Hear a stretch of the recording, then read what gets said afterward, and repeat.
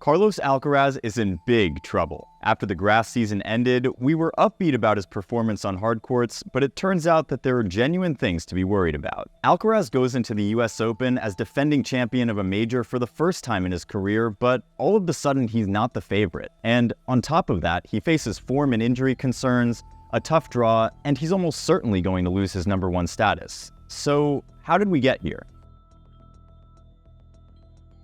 After upsetting Nole at Wimbledon, Alcaraz was red hot going into Canada. He made light work of Ben Shelton in the round of 32, but was lucky to survive a tight 3-setter against Hubert Hurkacz. Alcaraz then got dumped by Tommy Paul in the quarterfinal, and for the second year in a row in Canada. And trust me, you guys really let me hear it in the comments in one of our recent videos about Alcaraz. The way Tommy Paul returned second serves was sensational. He shortened his backswings on the backhand returns and attacked the ball on the rise. His forehand also kept up with Carlos's. And the best part, Paul's athleticism and his ability to come forward in a split second meant those drop shots from Alcaraz were mostly ineffective. Anyway, Alcaraz could be given a pass for his performance in Canada, but in Cincinnati it was almost the same story. Alcaraz faced Jordan Thompson in his opening match, and we could best describe the match as weird.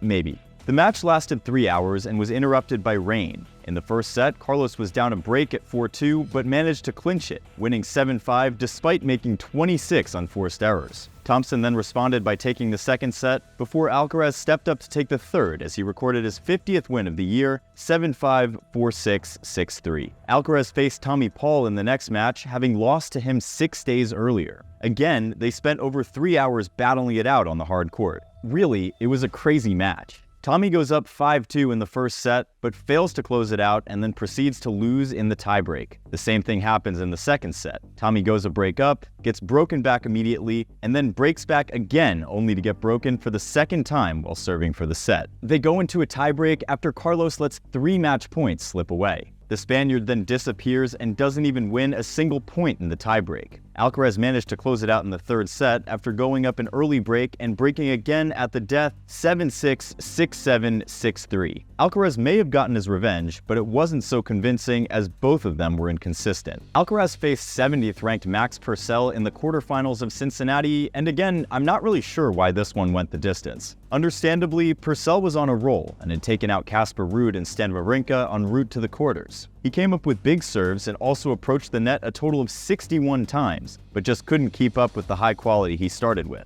Alcaraz survived again 4-6, 6-3, 6-4. Carlos met Hubert Hurkacz in the semifinal, and how can I best describe the encounter? Hurkacz steamrolled Alcaraz to a 6-2 lead in the first set and had a match point at 5-4 in the second set, but we saw a different Alcaraz afterward. This stat pretty much summarizes what happened. Alcaraz forced the second set to a tiebreak, but was 1-4 down only to win 6 consecutive points to steal the set. Alcaraz finally broke Hubie in the third set after his previous 10 attempts went begging, and there was no turning back. 2-6, 7-6, 6-3 was your final there. Did Hurkacz choke in this match? I think so, but tell me, I could be mistaken. Alcaraz met Djokovic in the final, and we already know what happened. Coming into the match, Alcaraz had already spent 10.5 hours on court compared to Novak's 5 hours, but it was Novak who initially looked to be struggling with the extreme weather conditions, 100 degrees Fahrenheit on court. Alcaraz took the first set for the first time in his 4 matches against Djokovic and looked to be on course for his 3rd Masters 1000 title of the year. Djokovic managed to level things up and force a tiebreak.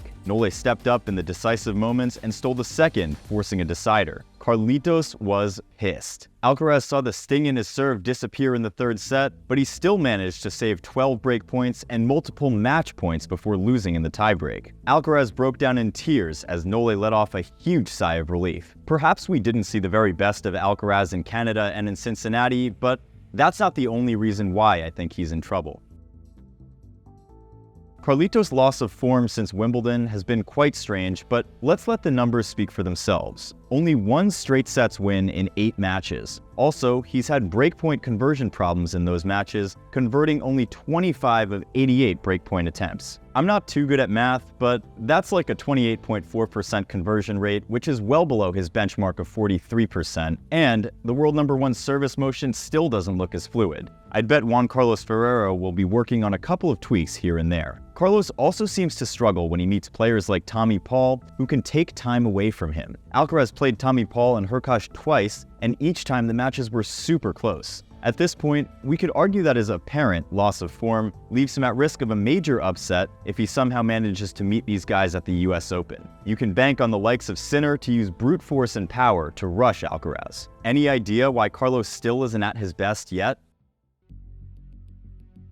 Fans also might be getting worried about his fitness. You see, during the dying moments of the third set in the Cincinnati Masters finals, it looked like Alcaraz was dealing with cramps on his racket hand. Also, his movement wasn't as explosive as in the earlier sets either. We could point out fatigue as a possible cause, but when you think about the fact that Alcaraz spent almost 24 hours on the court last year to win the US Open, while not looking spent at all, you begin to wonder what might have changed for the 20-year-old. Has he completely dealt with those nerves, or will they haunt him again? Despite missing the Australian Open due to injury, Alcaraz is the only player so far to have over 50 ATP wins this year. He has played in 13 tournaments and won 6 titles this year, but we're already deep into the season, and not to sound pessimistic, I can't help but wonder if his fitness will hold up for the remainder of the season. Having said that, there is yet another problem.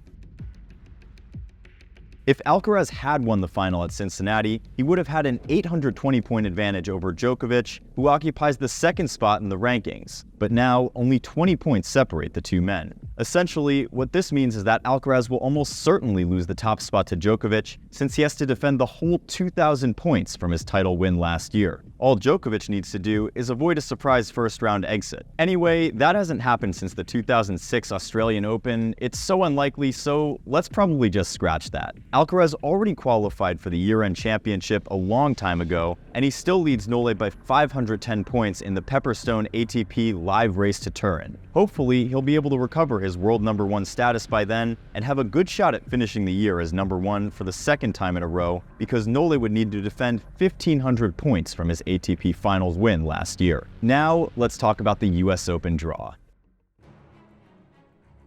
Just like we saw at Wimbledon, Alcaraz will need to go through some big names if he's going to defend his US Open crown. A potential matchup with Cameron Norrie in the 4th round, 6th seed Jannik Sinner in the quarterfinals, and Daniil Medvedev could be a semifinal opponent. Again, not the easiest of draws for Carlitos, who also has Alexander Zverev in his quarter. Well, there are a couple of possible plot twists. What if Sinner and Medvedev see early round losses, or Carlos brings on his A game and smashes these guys? We never really know what to expect. In the bottom half of the draw, we have Djokovic, who really doesn't have much to worry about, partly because he's too good, and also because the biggest contenders are not in the best shape at the moment. Does Djokovic make the final? It seems like he has the easiest draw. At least I think so, but for Carlitos, maybe it's not as straightforward. Carlos Alcaraz is yet to find his best form on the hard courts at the moment. His performances in Canada and Cincinnati left many question marks. There's the little issue of injury concerns if he's stretched, and now he faces a tough draw ahead of the US Open. Having said all this, I wouldn't be totally surprised if Alcaraz makes it to the final and defends his title. Why? It's simple. He's the best we've seen since the Big Three, and with his confidence, poise, and charisma on court, anything is possible, especially in a Grand Slam. What do you think? Will Carlos make the final? Will he win it all? Let us know in the comments, but one thing's for sure, we are in for a wild US Open ride.